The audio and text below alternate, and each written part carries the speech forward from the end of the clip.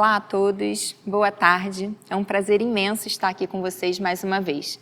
Meu nome é Germana Unes, eu sou médica paliativista e atualmente gerente da unidade oncohematológica e da unidade clínico-geriátrica na São Vicente. A gente está aqui hoje para falar sobre um tema muito importante que vai ser tratado no painel, cuidado paliativo, o cuidado e a comunicação com pacientes adultos e pediátricos. Mas, afinal, o que são os cuidados paliativos? De acordo com a Organização Mundial de Saúde, o cuidado paliativo é uma abordagem destinada a todos os pacientes que possuem doenças ameaçadoras da vida em busca de melhorar sua qualidade de vida e controle de seus sintomas físicos, psicossociais e espirituais. É muito óbvio, através dessa definição, que nenhum profissional de saúde é capaz de fazer isso sozinho. E é por isso que precisamos contar com uma equipe multiprofissional. Essa equipe tem como foco cuidar dessa pessoa doente e também acolher essa família, cuidando sempre desse binômio paciente-familiar, através dessa trajetória que traz muitos desafios. O cuidado paliativo, se eu tivesse a possibilidade de resumi-lo, é cuidar do sofrimento. E a gente faz o convite para que vocês estejam conosco para ouvir belos debatedores sobre esse tema e aumentar o aprendizado de vocês. E como acontece em diferentes esferas do cuidado à saúde, o cuidado paliativo também apresenta alguns desafios. O principal deles é como a gente consegue fazer com que, de forma equânime, os nossos pacientes tenham acesso a esses cuidados. E para isso, para entender melhor esse cenário, vamos chamar os nossos convidados.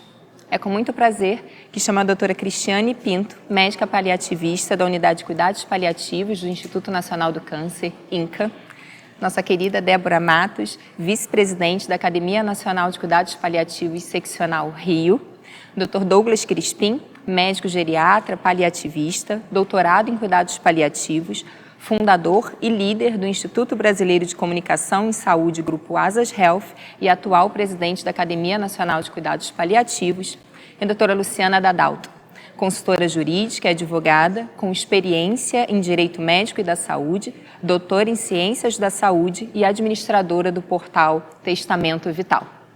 A doutora Cristiane não pôde estar aqui conosco, mas nos encaminhou um vídeo que vamos assistir agora. Oi, pessoal. Eu sou Cristiane, médica paliativista e atual presidente da NCPRJ. É com imenso prazer que eu estou aqui no TJCC de 2022 para falar de dois temas tão importantes: a prevenção e a equidade no tratamento oncológico. Quando a gente consegue modificar os fatores de risco das doenças que afligem os nossos pacientes, a gente consegue mudar a história natural da doença. A gente consegue, consequentemente, mudar o desfecho. Quanto mais a gente conseguir prevenir através de atividade física, através do combate ao tabagismo, através do diagnóstico de doenças pré-oncológicas, através do acompanhamento de pacientes que têm fatores de risco mais preponderantes. Quanto mais a gente conseguir fazer isso, mais a gente vai conseguir evitar que pacientes evoluam com doença oncológica ou, o que é pior e que acontece hoje em dia, que o paciente evolua e seja diagnosticado com uma doença já bastante avançada e muitas vezes que não consegue mais ter um tratamento adequado, um tratamento com intenção de cura, um tratamento com a intenção de melhoria da qualidade de vida realmente, que é o que a gente faz com cuidado paliativo. O outro objetivo do TJCC desse ano é falar sobre a equidade do tratamento oncológico. O que é equidade? É que todo mundo tenha o mesmo tratamento? Não. Equidade é quando todo mundo tem acesso ao tratamento que realmente necessita ter. Então, não é um grupo de pacientes com todo o tratamento possível e um grupo de pacientes sem acesso a nada. É quando a gente consegue dividir os nossos recursos e organizar as nossas redes para quê? Quem precise de determinado tratamento tem acesso a ele, e quem precise de um outro determinado tratamento também tem acesso. E aí isso vai variar muito, de paciente para paciente, de região para região. Em alguns lugares a gente vai precisar combater mais um determinado tipo de câncer. Em outros lugares, um outro determinado tipo de câncer. Isso vai variar de acordo com o sexo, de acordo com a idade do paciente. O importante é que a gente comece a ter redes de atendimento oncológico, serviços que possam se conversar. De repente eu tenho um serviço que eu não consigo tratar os tumores mais agressivos, eu não consigo tratar os tumores mais graves, mas eu consigo tratar os tumores mais iniciais, eu consigo tratar os tumores mais comuns. E aí, então, de repente, eu fico com esse grupo de pacientes, e o grupo de pacientes com tumores mais raros ou mais difíceis de controlar vão para o outro serviço, e aí a gente consegue se falar em rede e dar para os pacientes o melhor atendimento possível. A Academia Nacional de Cuidado Paliativo, Estadual RJ, está à disposição de vocês para conversar sobre o tema, para ajudar a formar novos serviços de cuidados paliativos, para ajudar a instrumentalizar profissionais e orientar familiares e pacientes que necessitem do nosso auxílio e do nosso cuidado. Hoje, infelizmente, eu não vou poder estar presencialmente com vocês, mas quem vai fazer a apresentação por mim é uma amiga muito querida, a minha vice-presidente da NCPRJ, doutora Débora Matos. Seja bem-vinda, Débora, e muito obrigada a todos. Olá, gente. É um prazer estar aqui com vocês. Eu agradeço imensamente o convite para estar participando mais uma vez do Todos Juntos contra o Câncer. É um prazer estar aqui com a Germana, Douglas, Luciana, pessoas tão queridas, né, nessa mesa. E uma honra fazer a fala da doutora Cristiane Pinto, que hoje é a nossa presidente da Academia Nacional de Cuidado Paliativo, seccional do Rio de Janeiro. Não pôde estar aqui, como ela mesma falou para vocês, e me designou a passar aqui os cuidados paliativos no Rio de Janeiro, como é que está o nosso panorama. Então eu vou ter um tempinho aqui com vocês para a gente entender onde nós estamos e almejar aonde nós ainda queremos chegar. Vamos lá. Bom, o marco do cuidado paliativo assim, do Rio de Janeiro, a gente sabe que o cuidado paliativo já existe no Rio de Janeiro, vários movimentos, já há algum tempo. O próprio Instituto Nacional de Câncer, né, na forma do Hospital do Câncer 4, que é o INCA, o HC4, que é a nossa unidade de cuidado paliativo, já é bem anterior à Academia Nacional de Cuidado Paliativo no Rio de Janeiro. A gente já tem, por exemplo, dentro do INCA, o serviço de pediatria já aí desde 2008. Mas é claro que a nossa Academia Nacional de Cuidado Paliativo, como nosso órgão de classe, para estar unindo a equipe interdisciplinar, unindo os profissionais que se interessam por essa causa, foi um marco importante a criação da ANCP, a Seccional Rio, né, que ocorreu no Congresso em 2019, durante o primeiro Paliativo Rio. E a gente hoje tem como objetivo, né, divulgar, formatar e sedimentar os cuidados paliativos no nosso estado. Somos ligados à Academia Nacional de Cuidado Paliativo, a gente segue as orientações da Academia Nacional de Cuidado Paliativo, mas com o nosso olhar voltado a melhorar os cuidados paliativos no nosso estado. E o foco é sempre o conhecimento, né? O conhecimento e instrumentalização desses profissionais. E a gente tem trabalhado muito com palestras, aulas, muito com a rede social, para estar divulgando esse conhecimento. A gente fala que o conhecimento, a gente na nossa diretoria, essa atual diretoria, então a gente fala muito isso, que o conhecimento ele precisa mudar de lugar, ele precisa mudar de mão, ele não pode ficar parado. E hoje, a pandemia Covid nos deu a certeza de que a gente pode estar em vários lugares ao mesmo tempo. A gente ficou preso, mas a gente desenvolveu mais ainda essa coisa de alcançar pessoas através das redes sociais. E a NCP RJ tem se utilizado bastante desse recurso, né?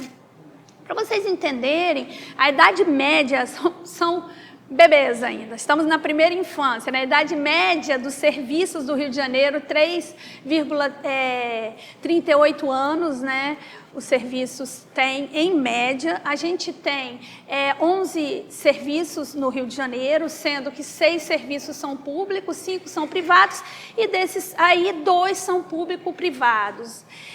Nesse levantamento, ele fala aqui que 92% da população que são tratadas nesse serviço têm acesso a opioide. Outro dado que eu achei bastante significativo é que fala que 100% desses serviços têm acesso à pesquisa em cuidados paliativos, né? A gente também tem uma parte pequena desses serviços que tem residência em cuidado paliativo, e a gente pode falar pelo INCA, que é o serviço que tem já a residência em cuidado paliativo. O Instituto tem esse perfil, né, de ensino e pesquisa, aliás, a missão do INCA é o ensino e a pesquisa, a divulgação do conhecimento, e o cuidado paliativo, dentre tudo o que a oncologia abarca, porque o cuidado paliativo e o câncer, eles andam, né, bastante juntos. A gente tem já a residência e cuidado paliativo no Hospital do Câncer 4.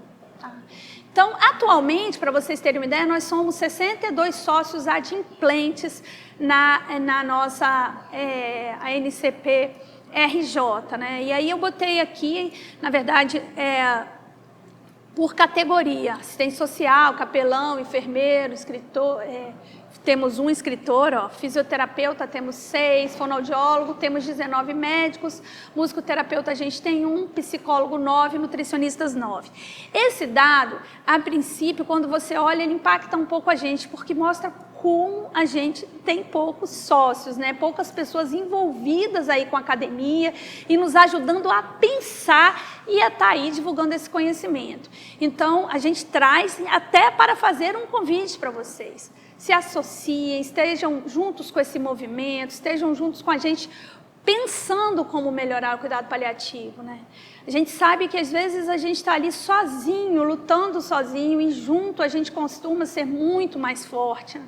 Então, vamos nos associar. Esse movimento é muito importante para que os cuidados paliativos cresçam e a gente tenha o panorama do Rio de Janeiro modificado. As ações em redes sociais, eu hoje sou vice-presidente, né, da academia, mas fui coordenadora científica na última gestão, e a gente começou a trabalhar muito com os posts. A gente tem hoje 245 postagens, né, no Instagram, e a maioria dessas postagens eles têm cunho informativo. A gente tem, são escritos por especialistas, né? A gente tem artigos lá, tudo para quem tiver aí, é uma boa fonte, uma fonte segura de você estar obtendo conhecimento, né? A gente tem mais ou menos 20 temas livres já discutidos na nossa página, e a gente fez um webinar que teve bastante sucesso, e estamos aí querendo trabalhar com mais webinar, com mais temas relevantes no cuidado paliativo. E temos bastante engajamento na rede social, então a gente vê que esse é um caminho. A gente acredita nas redes sociais para melhorar o panorama do cuidado paliativo no Rio de Janeiro, mas a gente também pede para vocês cautela e senso crítico quando utilizarem dessa ferramenta como pesquisa para que vocês, né, norteiem aí o trabalho de vocês. A gente precisa procurar fontes seguras. Então, a gente tem 14 médicos especialistas com título pela MB, né? Hoje no Rio de Janeiro somos 14 médicos, sendo que 6 médicos com residência em cuidados paliativos, porque a gente só tem um programa de residência, né? E é mais recente no Rio de Janeiro, e a gente convida também as pessoas que se titulem, é sempre bom, né? Para o movimento, para fortalecer o movimento. Falei para vocês, né, que a academia foi fundada justamente no primeiro Paliativo Rio, que foi o nosso primeiro congresso, que aconteceu lá em agosto de 2019, foi um congresso presencial, ainda antes da pandemia, e é aí que houve a nossa criação da NCP RJ, e foi eleita a nossa primeira diretoria em 2019, de lá a gente vem tentando melhorar esse panorama. O segundo paliativo Rio, né, foi também realizado já em 2021, esse foi totalmente online, a gente não teve essa troca aí presencial, que foi uma perda, mas também foi um evento que trouxe aí 3 palestrantes internacionais, 61 palestrantes nacionais, e onde foi eleita a nossa segunda diretoria. E quais são os nossos planejamentos para esse biênio aí 2022-2023? Auxílio para a formação de novos serviços no Estado, curso de treinamento para atenção básica de saúde, nossa grande meta aí, esse treinamento da atenção básica de saúde, né? Parceria para a criação de melhorias na assistência do cuidado paliativo no Rio de Janeiro. A gente tem como meta, desde que foi criada, era da nossa antiga diretoria, essa coisa de unir profissionais numa mesma causa. A gente está sempre procurando parceiros para melhor disseminar aí os cuidados paliativos, melhor dispensação de opioide, é um tema que a gente tem discutido bastante, apesar de falar que 92% das pessoas têm acesso ao opioide, isso nestes serviços de cuidado paliativo. No geral, precisa melhorar muito no Rio de Janeiro, formação de uma rede entre os serviços já existentes. A gente precisa estar se falando mais, porque juntos, como eu disse, a gente pode crescer e aprimorar, né, todos os serviços que existem, que são poucos. Vocês verem, de todos os serviços do Brasil, 6,8% só estão no Rio de Janeiro, né? Quase totalidade do restante está em São Paulo, o restante do Brasil são poucos serviços isolados. E é isso, aqui está os nossos sites e canais em rede social, mostrando para vocês um pouquinho da nossa diretoria atual. E agradeço muito o convite, a oportunidade de estar aqui com vocês, falando pela Cris. Bom, agradecer imensamente a participação da doutora Cristiane Pinto, mesmo que remota, infelizmente ela não pôde estar aqui com a gente. Uma pessoa super querida e que, sem dúvida, seguirá fazendo um trabalho brilhante aí à frente da Academia Nacional de Cuidados Paliativos da nossa seccional Rio. Agradecer, Débora, pelas informações, que ao mesmo tempo é um pouco aflitante, assim, né? A gente vê que a gente tem tanta necessidade ainda de crescer com o cuidado paliativo no nosso estado. Estado esse, né, que é o berço do cuidado paliativo nacional, como você bem disse, né, aqui dentro do Instituto Nacional de Câncer, onde a própria academia, né, se deu início, a Academia Nacional de Cuidado Paliativo, mas eu estou certa que com tantas pessoas, né, envolvidas, a gente vai conseguir alavancar esse número de participantes, não só na academia, mas principalmente das práticas em cuidado paliativo, né? Acho que esse é o grande ponto, a gente conseguir crescer o número de serviços, interligá-los, justamente para que se fortaleçam e que os pacientes tenham mais acesso a esse serviço e a esse tipo de cuidado. Então, foi realmente muito bom e eu te agradeço aí pelas palavras.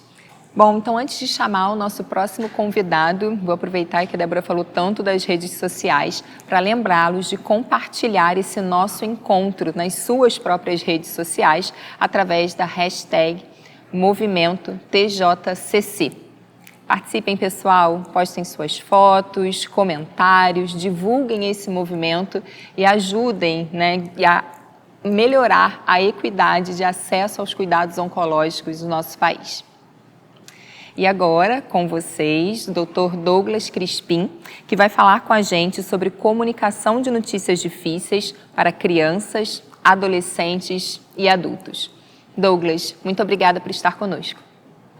Olá a todos os participantes do TJCC.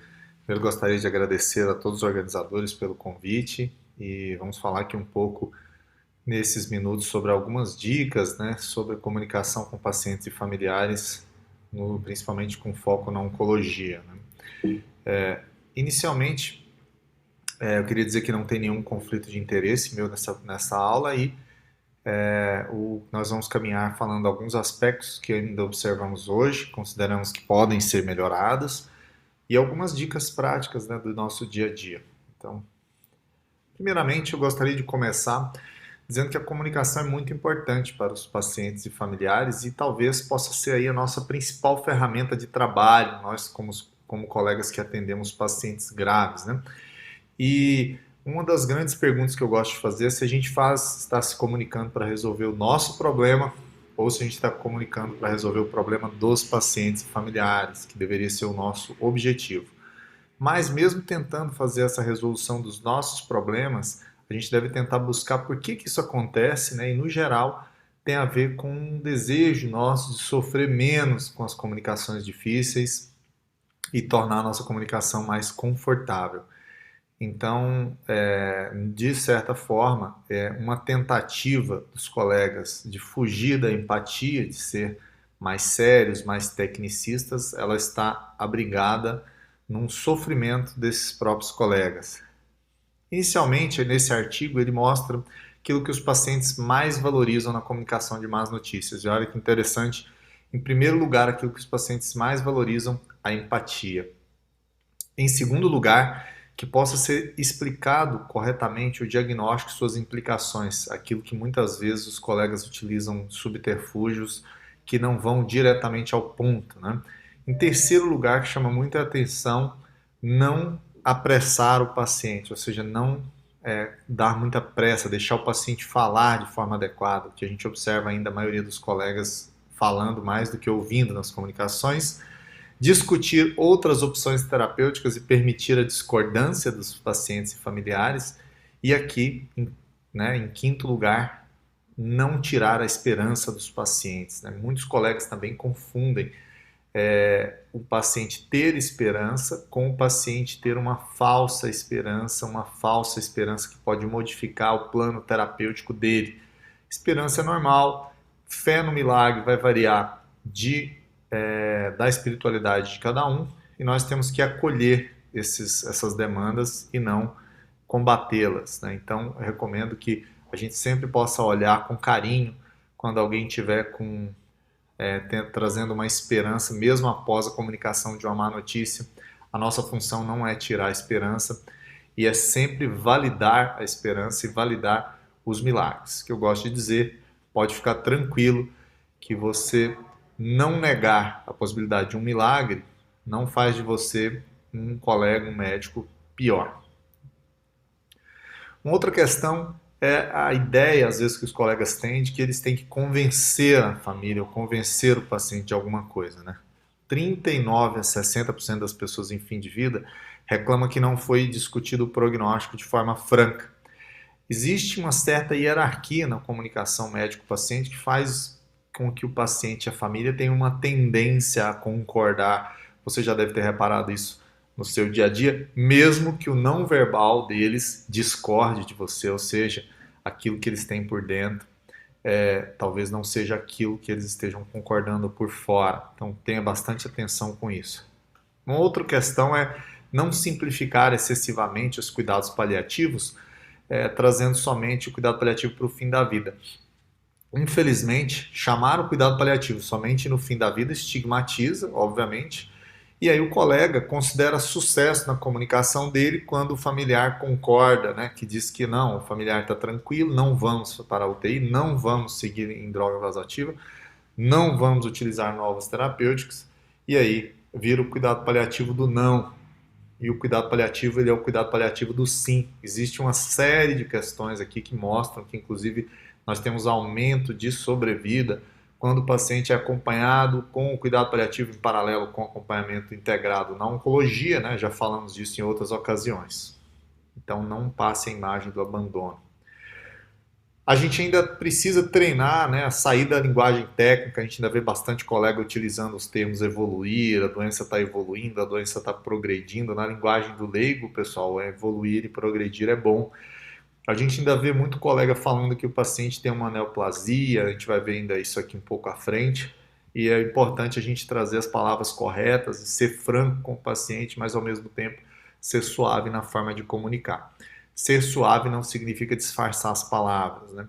Falar mais que ouvir, já comentei, um otimismo exagerado, né? E a normalização de doenças e de efeitos colaterais, perguntas fechadas como ok, né, tá? E algumas generalizações, né? A gente vai ver que o colega, quando ele tem uma tendência a ter um locus de controle mais externo, ou seja, a solução e os problemas estão fora de si, ele assume menos responsabilidade nas decisões, naquilo que acontece de certo e naquilo que acontece de errado. Isso é uma prática médica baseada na medicina defensiva.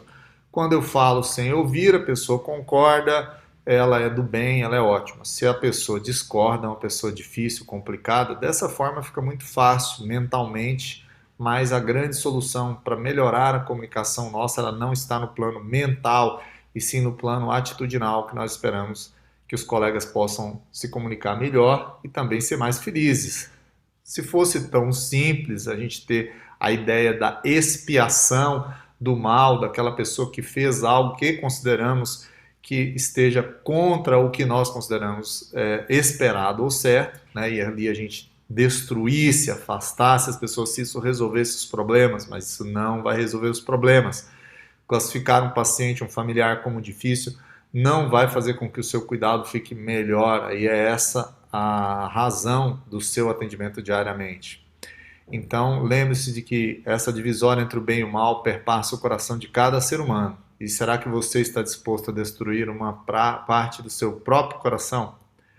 A gente ainda vai ver muito colega preferindo conversar com a família. Esse caso é tranquilo, já conversei com a família, o colega, mas e o paciente? Né? Você já conversou com o paciente? Não, mas a família está tranquila, então, mas e o paciente? Então, lembrar que principalmente os pacientes idosos acabam sofrendo com essa ideia de que o colega faça uma conspiração de silêncio com os familiares e não se comunique diretamente com o paciente, porque é mais difícil e ele foge do sofrimento. A gente ainda vai ver muita generalização, né? Infelizmente a gente não tem instituto da neoplasia, instituto da massa, centro do tumor. A gente tem institutos de oncologia e a gente quer que os nossos pacientes saibam o que é uma doença oncológica. A palavra certa é câncer. O corpo humano é como uma máquina, querer comparar demais num tom professoral pode infantilizar os nossos pacientes, né? Trazer responsabilidade de otimismo para o paciente, como se o otimismo fosse ser a parte mais importante do tratamento que não está dando certo, ou seja, se não está dando certo, a culpa fica sendo do paciente, né? Generalizar demais, todos nós vamos morrer, já tem de casos mais graves que o seu, são coisas que nós devemos evitar. Ainda a tentativa de disfarçar o nome de cuidado paliativo para cuidados proporcionais e outros apelidos que nós temos no cuidado paliativo, ou de tentar associar a palavra paliar com a limitação de suporte, é um perigo muito grande. A gente tem que trazer o cuidado paliativo para ser inclusivo e não exclusivo. Quase entrando na nossa reta final, eu vou deixando aqui uma mensagem, né, que infelizmente os colegas despreparados, munidos do medo, eles têm uma tendência a utilizar uma bola de segurança perigosa, que é a distanase. Quando um colega é pressionado por uma família, ou ele sente medo, ou até às vezes um outro colega o pressiona, ele tem uma tendência a colocar dispositivos, medidas invasivas a mais nos pacientes. Pode observar que essa pressão ela aumenta quando a faixa etária do paciente é menor, portanto os pacientes com terminalidade, com fim de vida, mais jovens, adultos jovens, crianças, eles têm uma tendência de sofrer mais distanase, porque o colega vai ter mais medo de fazer uma comunicação franca e adequada. Aqui, quando o colega implementa essas medidas, ao contrário do que se pensa, o colega percebe que tem feito coisas que não são ali de acordo com o que o paciente precisava, e aí vem todo um ciclo de culpa, com mais ansiedade, aí somado com despreparo. Como que a gente vai vencer isso aqui? Com educação, capacitando melhor os colegas, né?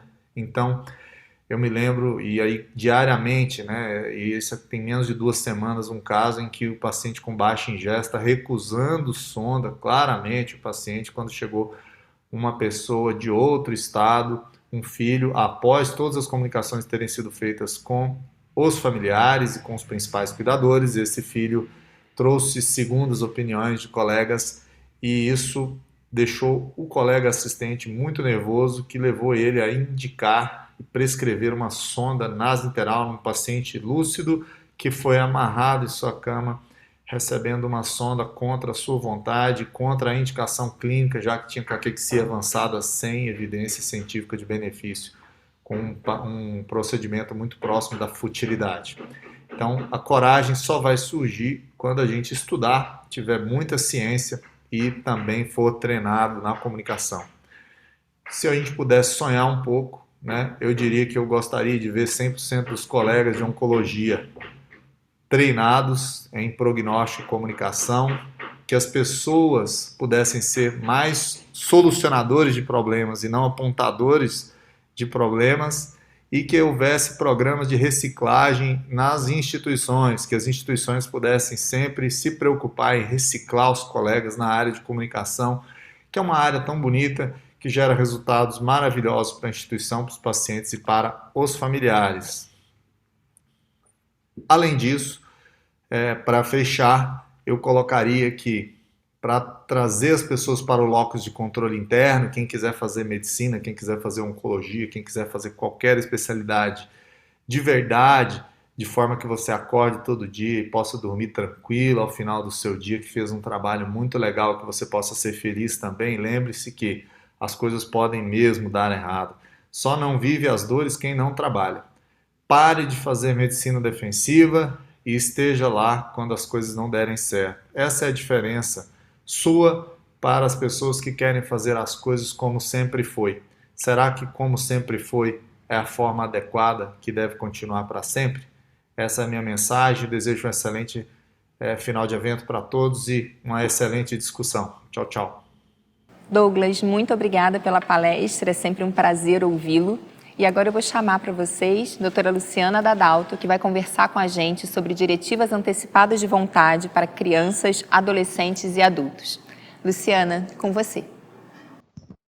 Olá, um prazer estar aqui. Muito obrigada, Germana. Aqui nesse fórum, falando de um tema tão complexo e, ao mesmo tempo, tão simples, né? Diretivas antecipadas para crianças, adolescentes e adultos.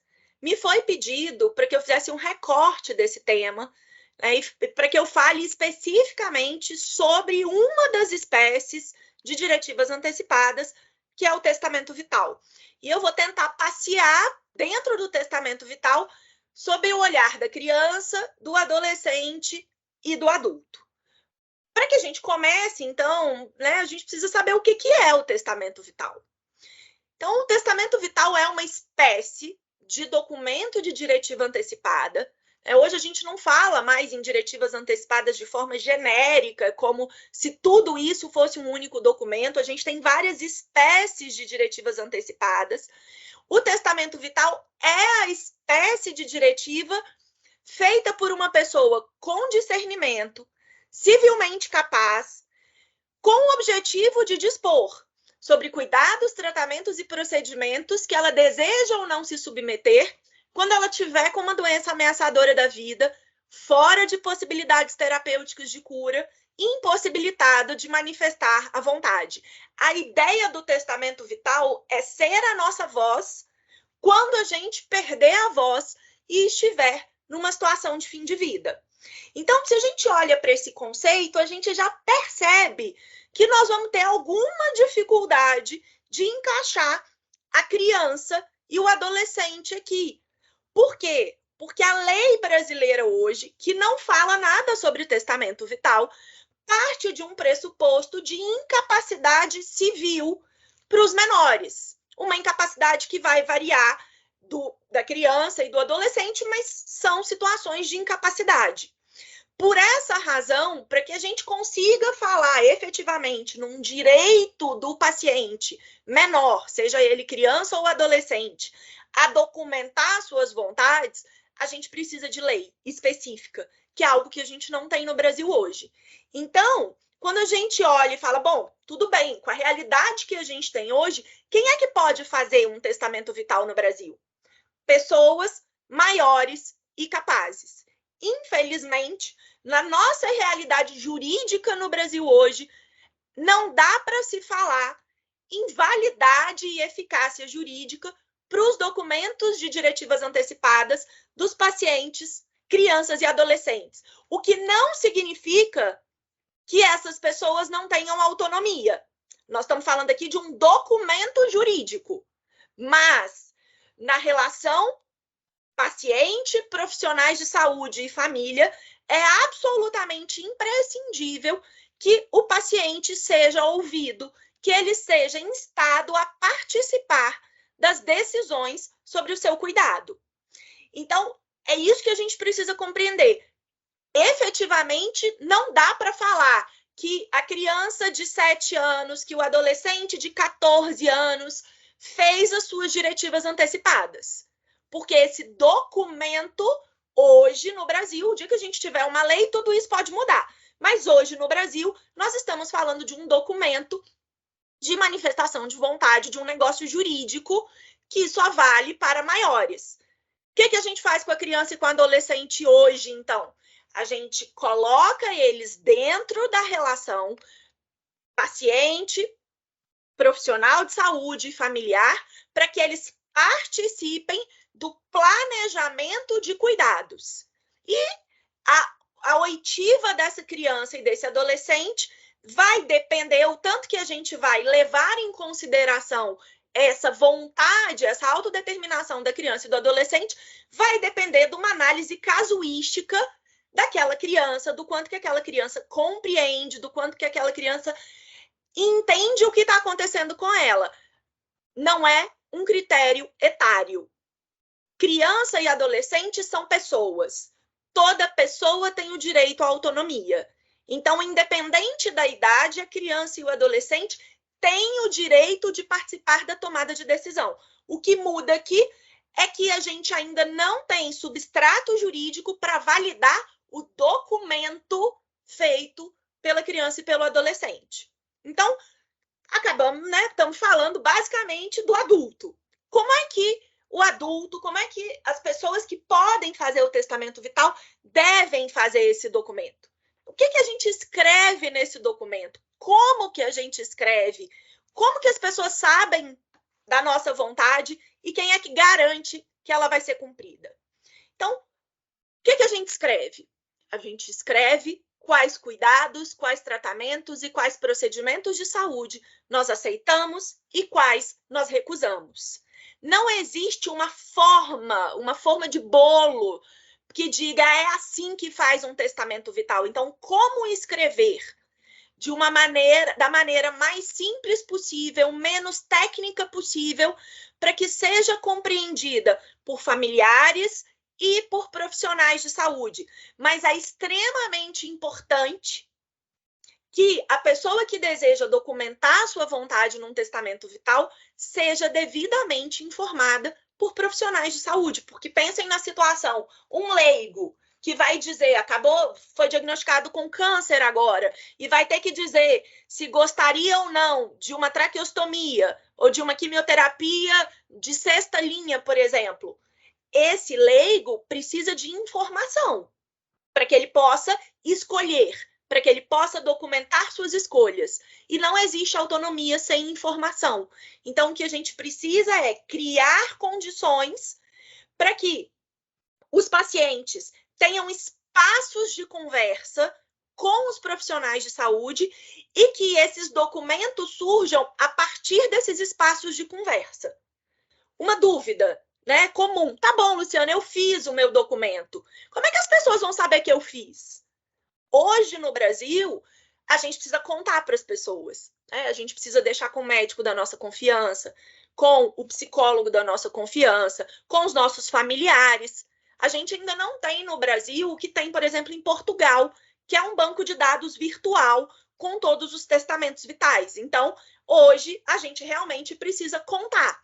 E aí a pergunta mais difícil, quem garante que vai ser cumprido? Ninguém. E não é porque a gente não tem lei no Brasil. Porque mesmo nos países em que há lei, Estados Unidos foi o país que inventou esses documentos, mesmo lá, existem muitos casos de descumprimento.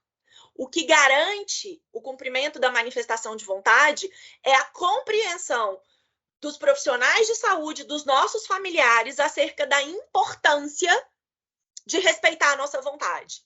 Então, o que garante o cumprimento, na verdade, é uma concepção cultural de que a autonomia do paciente é um valor do qual a gente não pode abrir mão. E aí vocês vão me perguntar, Luciana, tá bom, por que eu vou fazer? Eu acabei de ver um painel dizendo que mais de 80% dos cânceres são curáveis, Então, mesmo que eu esteja, né, que eu tenha um diagnóstico, por que que eu devo fazer? Por que que eu tenho que pensar em fazer? A gente tem que lembrar que fazer um testamento vital não tem ou não deveria ter uma relação direta com estar doente, com ter um diagnóstico. Por quê?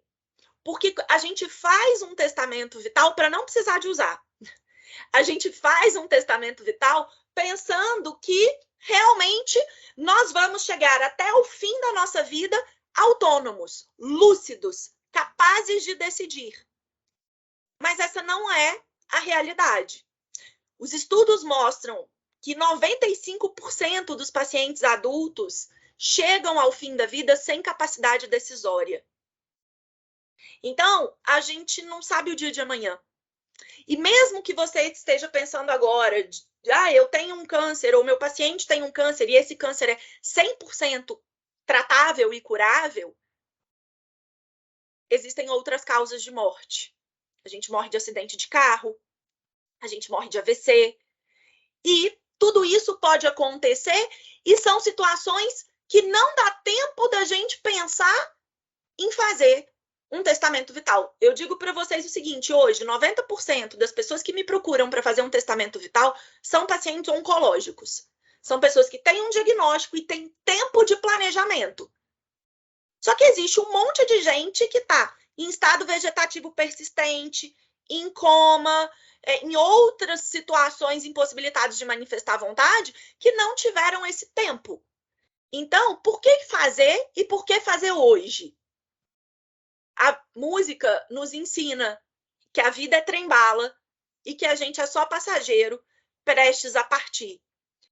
E, por fim, quem é que deve fazer? Em que situações a gente deve pensar em fazer um testamento vital? Hoje. Qualquer pessoa, todas as pessoas, independente de ter ou não ter um diagnóstico. Por quê? Porque a vida é uma doença sexualmente transmissível que tem 100% de taxa de mortalidade. Todos nós vamos morrer. A gente não sabe quando, a gente não sabe como, a gente não sabe de quê. E as estatísticas mostram que a gente tem 60% de chance de morrer por uma doença crônica e 95% de chance de chegar ao fim da nossa vida sem condições de tomar decisões por nós mesmos. Então, fazer um testamento vital é assumir o controle do cuidado de saúde até o nosso último suspiro.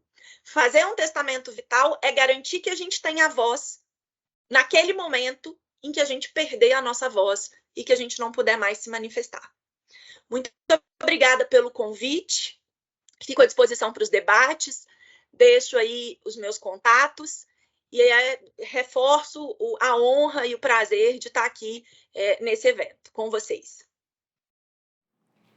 A honra é toda nossa, né, de te ouvir, brilhante como sempre. Muito obrigada pela apresentação, não só esclarecedora, mas espero que motivadora para que nos ouvem, que ainda não tem o seu testamento vital, quem nunca pensou sobre isso, que busque mais informações para que a gente tenha, enfim, difundido essa prática na nossa sociedade. Luciana, sempre um grande prazer te ouvir. Muito obrigada mesmo.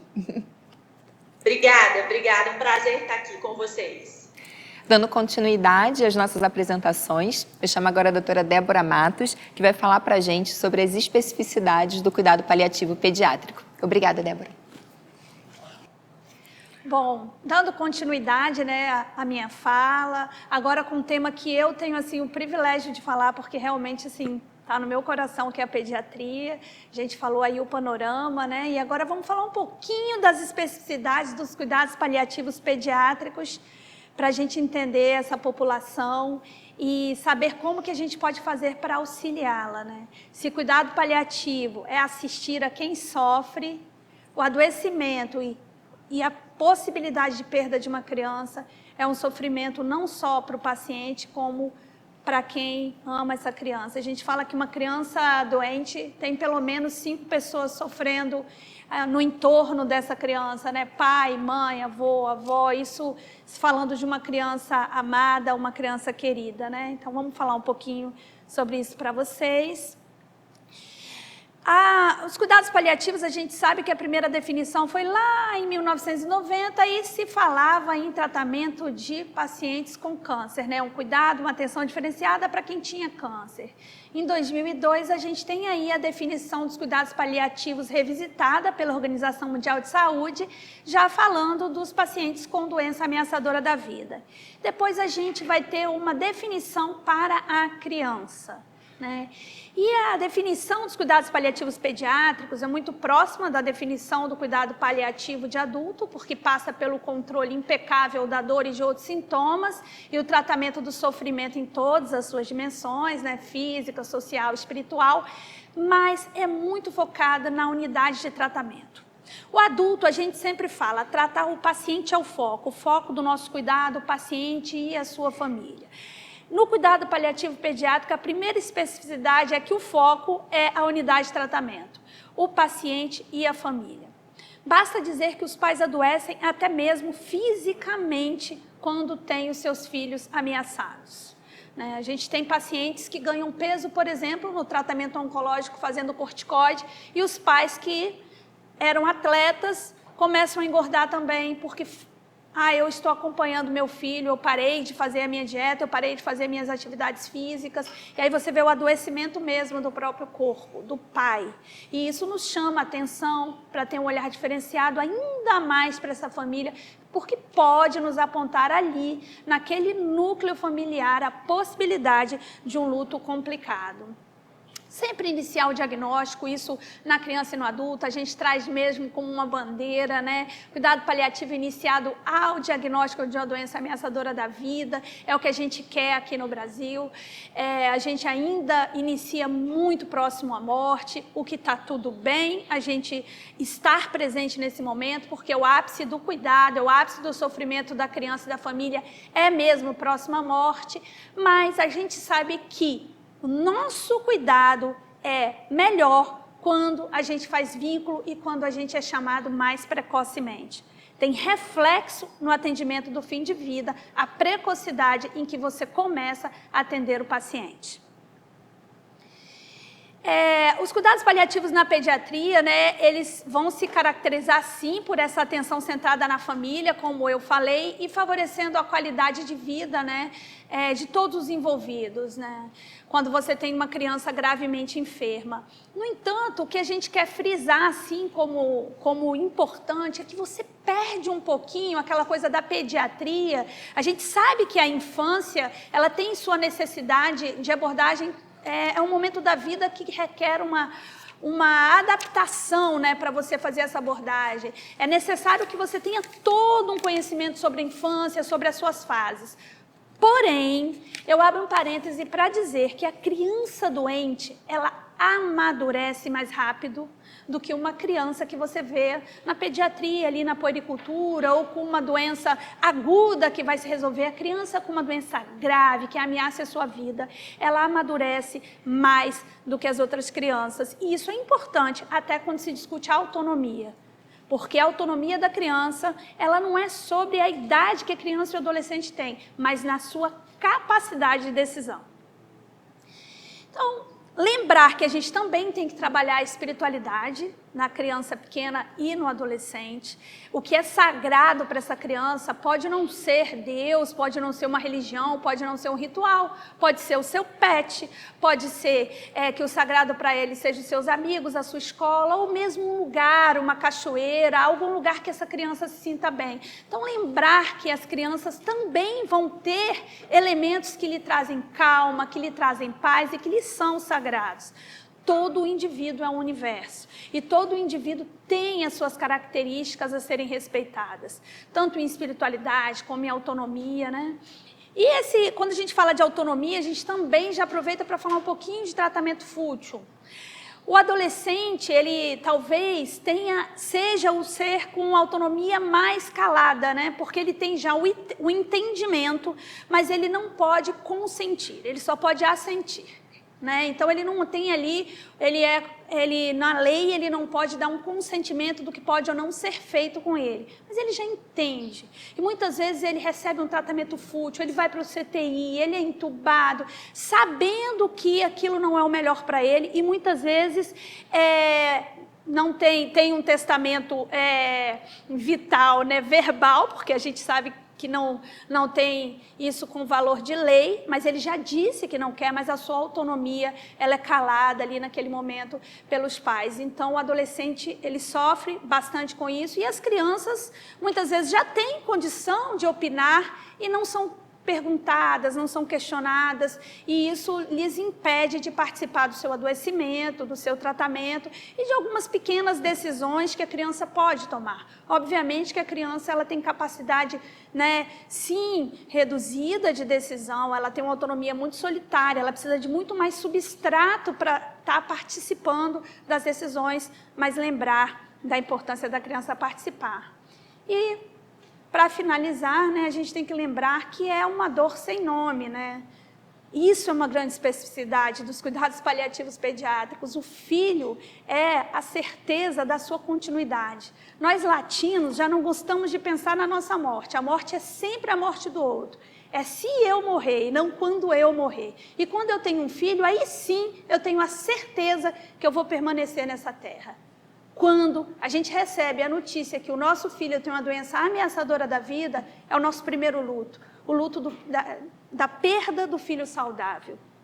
Quando você perde seu pai e sua mãe, você é órfão. Quando você perde o seu esposo, você é viúva. E quando você perde o seu filho, você é o quê? É uma dor que a língua portuguesa ainda não dá nome. É uma dor que a gente tem que respeitar, que a gente tem que entender e que a gente tem que estar sempre muito isento de julgamentos para conversar com esses pais e com esse paciente.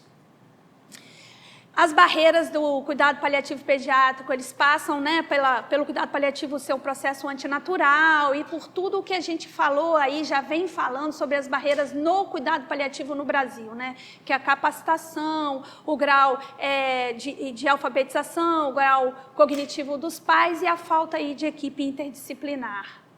Nossas metas é iniciar o mais precocemente, ter uma equipe interdisciplinar treinada, aumentar cada vez mais os cursos acessíveis de especialização em cuidado paliativo, ter sempre uma maior participação da sociedade, levar o cuidado paliativo para as escolas, para as faculdades, para os teatros, para o cinema, né? Desmistificar os cuidados paliativos pediátricos. As crianças sim adoecem, as crianças morrem, as crianças sofrem. Maior número de hospitais no Rio de Janeiro com cuidados paliativos pediátricos é uma grande meta, porque os serviços, vocês viram aí os dados que já são reduzidos em cuidado paliativo pediátrico ainda mais, né? E maior interação com assistência primária em cuidado paliativo. E eu termino dizendo que se você não está cometendo erro nenhum, certamente você não está arriscando, você não está inovando. Mas se você está cometendo os mesmos erros, você não está aprendendo. A gente quer treinar pessoas, porque se o nosso foco é ajudar a quem sofre, hoje você pode não ter o conhecimento, mas o conhecimento está aí para você. Contem sempre conosco, contem com a Academia Nacional de Cuidado Paliativo, com todos os serviços e especialistas que temos no Rio de Janeiro, para estar junto com vocês nessa caminhada de ajudar quem tanto precisa. Obrigada. Perfeito, Débora. Muito obrigada pela sua fala.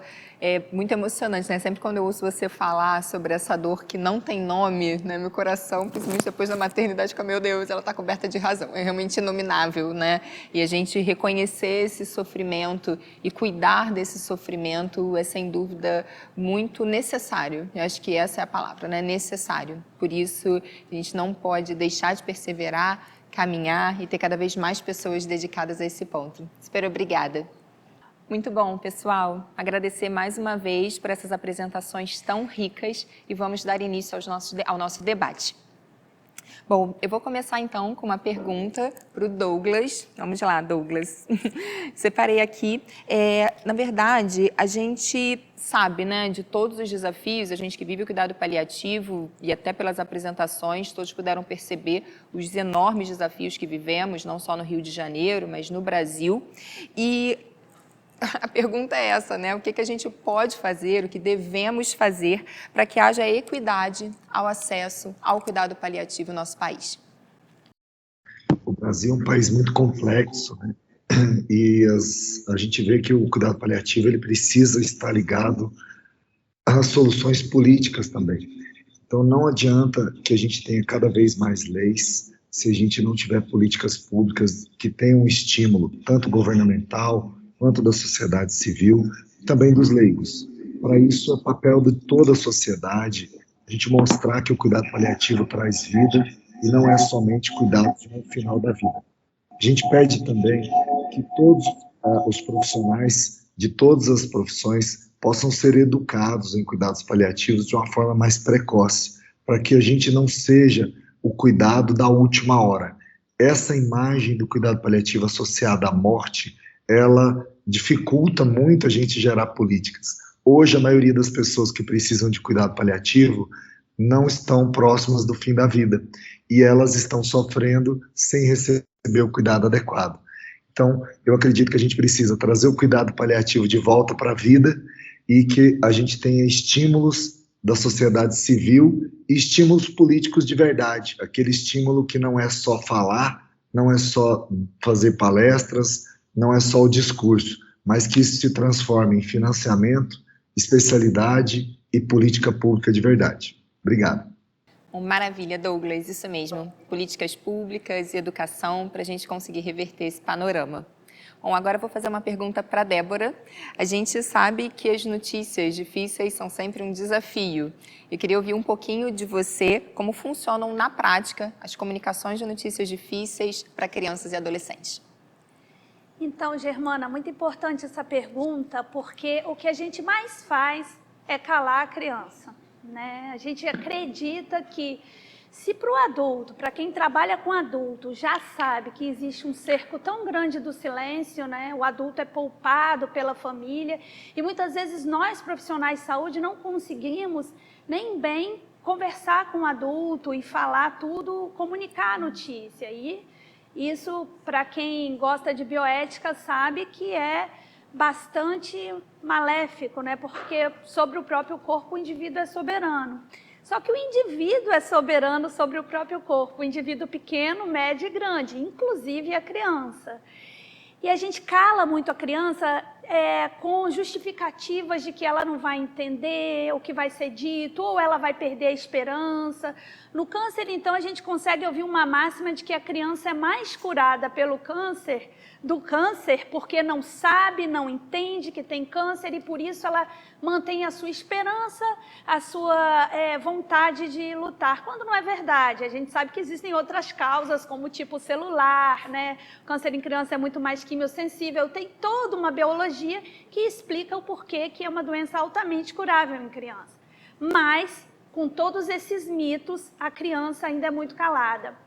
E a grande estratégia que, como paliativista, eu vejo para envolver a criança nessa comunicação é conversar primeiro com os pais, sabe?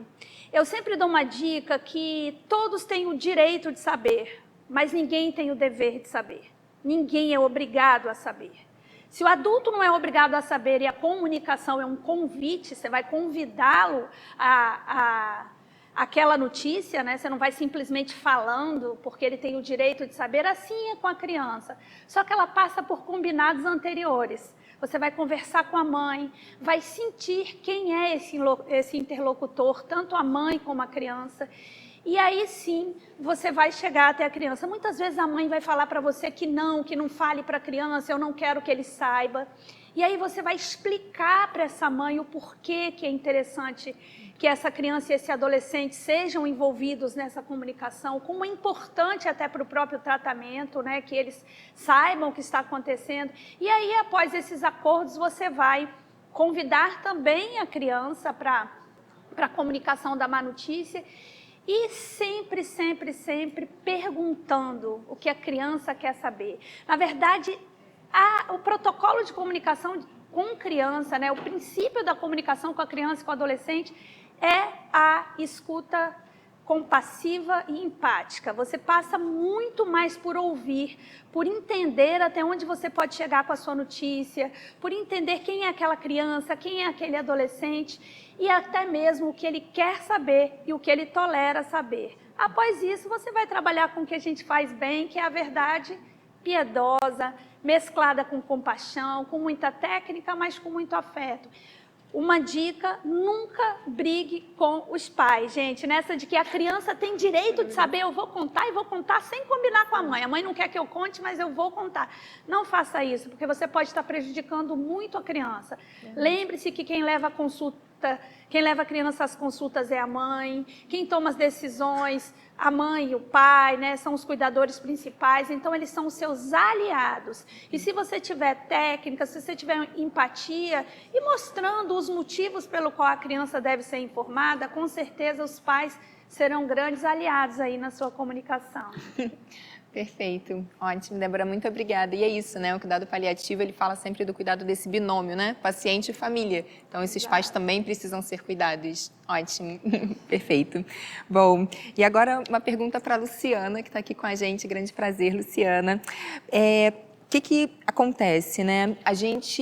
Eu pelo menos percebo na minha prática clínica, não sei se é a mesma coisa que acontece com a Débora também e com o Douglas, que eu tenho tido acesso a cada vez a mais pacientes que já chegam ao consultório com as diretivas antecipadas de vontade tendo sido realizadas ou até buscando a realização dessas diretivas antecipadas, o que preenche meu coração de muita felicidade, imagino que o seu também. Só que a gente ainda percebe muita dificuldade para o cumprimento dessas diretivas. Já tive alguns embates, assim, em alguns lugares, a diretiva feita, o médico presente tentando fazer valer aquela diretiva e muitas complicações para que isso de fato aconteça. Então, queria ouvir um pouquinho de você sobre isso, né? Quais são as dificuldades aí, que eu imagino que cheguem muitas até você, para o cumprimento de fato das diretivas antecipadas de vontade. Bom, um prazer estar nesse debate. Que pergunta importante. Muito obrigada. Eu vou dividir essa resposta em duas. A gente tem a dificuldade do desconhecimento do profissional de saúde. Então, infelizmente, é uma realidade hoje o paciente chegar com um documento e encontrar um profissional que nunca viu aquilo na vida e que vai dizer, não sei o que é isso, né? Esse negócio é muito esquisito e se eu não sei o que é isso, eu vou ignorar esse documento e vou fazer o que eu estou fazendo há tantos anos. Esse é o primeiro ponto. O segundo ponto é o olhar da família. E aí eu acho que existe uma compreensão errônea do que seja o cuidado paliativo para a família. Porque a gente tem uma ideia, e isso vai valer tanto para a criança, quanto para o adolescente, quanto para o adulto, quanto para o idoso, de que se eu cuido da família e do paciente, caso a família deseje descumprir a vontade do paciente, isso está ok. Isso também é cuidado paliativo, porque eu estou cuidando da família. Isso está errado, porque a prioridade no cuidado paliativo é o paciente. O paciente é o centro do cuidado paliativo. O cuidado com os familiares é um cuidado de acolhimento, de compreensão daquele processo de adoecimento, para que essa família possa ajudar o paciente. Então, a gente tem também, nesse outro lado, os familiares que dizem, imagina, o paciente disse, quando ele estava lúcido, que ele não queria ir para a UTI, mas agora ele não está mais lúcido, então óbvio que a gente vai levar ele para a UTI. Não tem discussão sobre autonomia, vamos fazer tudo. Então, eu acho que esses são as duas principais dificuldades hoje para o cumprimento dos documentos de diretivas antecipadas no Brasil. Obrigada. Oh, muito bom, Luciana. Super obrigada pela explicação. Acho que a gente ainda tem tempo para mais uma pergunta. Então, entendendo que a dor é um dos principais sintomas, né, das pessoas que têm doenças avançadas, o principal sintoma dos pacientes com câncer avançado, eu vou direcionar mais uma pergunta para a Débora, para a gente saber um pouquinho dessa diferença de abordagem, desse sintoma tão prevalente, abordagem com crianças, adolescentes e adultos, o que a gente tem que ter em mente para abordar de uma forma diferenciada?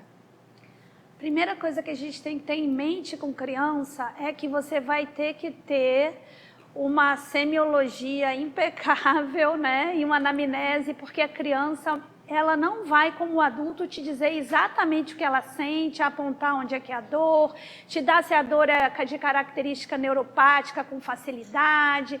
Ela vai, às vezes, se você, por exemplo, só te dar um exemplo simples, se você der uma escala de dor de carinhas coloridas, ela pode escolher a vermelha, chorando, que é a dor máxima, e ao mesmo tempo ela está correndo em volta da sua mesa. Ela está sem dor, mas ela gosta de vermelho, né? Então, por isso que as carinhas hoje são sem cor para a criança.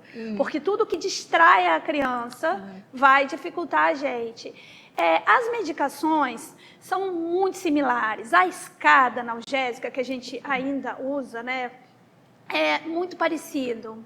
A gente não tem grande variabilidade, só que a gente faz muita coisa em criança off-label, sabe? Muita coisa em criança que ainda não está assim, na literatura totalmente liberado, mas que a gente, pela prática, sabe que funciona e onde que está a segurança de fazer isso, né? E se eu tiver que te dizer uma diferença importante é no caso da dor total. O adolescente, ele sofre de uma dor total diferenciada porque o adolescente ele tem a dor da alma de estar ganhando a vida, ganhando a sua independência, deixando de ser o bebezinho da mamãe e de repente ele tem um câncer metastático que lhe traz muita dor no corpo. E aí aquela dor que é social, espiritual e física, o adolescente ele sente assim absurdamente, assim como também a dor com característica mais noturna, a gente nota que o adolescente é pontual à noite, trazer para o adolescente a dor, a intensificação de sintoma, né? Então, a interdisciplinaridade é tão importante também no adulto, né? A gente sabe que mas em criança e em adolescente, você ter ali o psicólogo, o terapeuta ocupacional, o fisioterapeuta, todos aqueles que trabalham, né? Junto com as nossas medidas farmacológicas, fazem tão bem as medidas não farmacológicas, são importantíssimos, que eles vão nos ajudar tanto no controle como na identificação dessa dor e dessas características, né? Principalmente nas criancinhas pequenas, que a gente sempre vai estar trocando em equipe para entender melhor, né? Tanto as questões sociais da família que vão intensificar esses sintomas na criança e também no adolescente. Então, eu acho que as grandes diferenças. E outra coisa que eu queria falar, só para finalizar a minha fala, conforme você disse, né, do binômio que é tão importante, na pediatria é uma unidade de tratamento. A criança e a mãe e o pai são nossos pacientes. Sim. Porque quando adoece uma criança, adoece toda uma família. Sim. Então a gente tem que ter esse olhar voltado tanto para a criança como para os seus pais. Ótimo. Para mim foi muito curioso, né? Porque ouvindo a Débora falar com tanta propriedade, né? Uma pessoa que eu admiro, tem muito conhecimento de fato em cuidado paliativo, ao mesmo tempo me remeteu à nossa primeira pergunta e também fazendo associação com o que a Luciana trouxe, porque quando o Douglas traz, né, a fala de que a gente precisa de políticas públicas e educação em cuidado paliativo, é para que de fato a gente tenha esse tipo de profissional junto aos nossos pacientes. Então, a gente não está falando, né, de uma área de atuação simples, a gente está falando de um cuidado que é muito complexo. A nossa necessidade de formação para ofertar esse cuidado é muito complexo, para que a gente saiba lidar com as diretivas antecipadas da forma correta, para que esse documento deixe de ser, né, desconhecido ou uma surpresa e para que ele passe a permear, de fato, o cuidado em saúde, né? A gente sabe que todos nós, né, poderíamos e deveríamos ter, né, as nossas diretivas feitas e esse é sempre o meu maior desejo, né? E o que me motiva, inclusive, a estar aqui hoje e participar é a gente conseguir capilarizar esse conhecimento em cuidado paliativo, a gente conseguir levar esse tema próximo às pessoas, próximo à nossa sociedade. Temos muitas pessoas, né, que fazem isso com muita propriedade. Hoje a gente fala de cuidado paliativo de uma forma muito mais ampla, mas a gente sabe que a gente ainda tem muito a caminhar. Bom, então, mais uma vez, eu agradeço imensamente a oportunidade de estar aqui participando e, principalmente, estar com esses convidados. Débora, muito obrigada pela presença. Douglas, um prazer. Luciana, muito, muito obrigada mesmo. Eu tenho certeza que foi muito rico para todos. Então, agradeço a vocês por estarem aqui conosco. Espero que tenham aproveitado e sigam com a gente. O nosso próximo painel é o Nosso Papo: Como Viver Após o Câncer. Obrigada, pessoal.